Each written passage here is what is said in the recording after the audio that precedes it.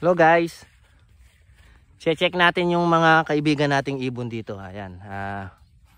Sa Kapampangan tawag nila tarat. So may alaga tayo dito, isang pares. Hindi lagi sila nandito. May pugad sila, then check natin kung may sisiw na or may itlog.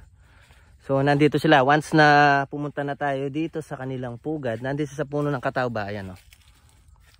Kaya once na nandito sila, ayan yung pugad nila, aatakihin nila tayo. Ayan sila oh.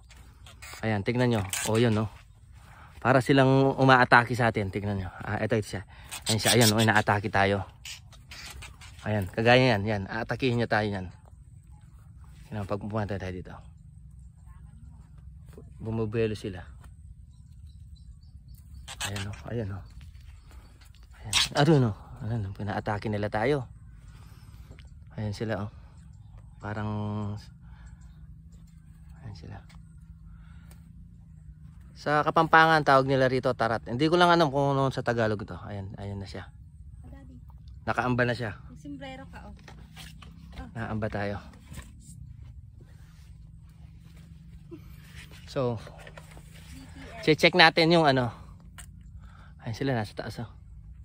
Check natin yung ano niya kung may ano siya. May anong meron dito. Ayan siya oh. Nakaabang.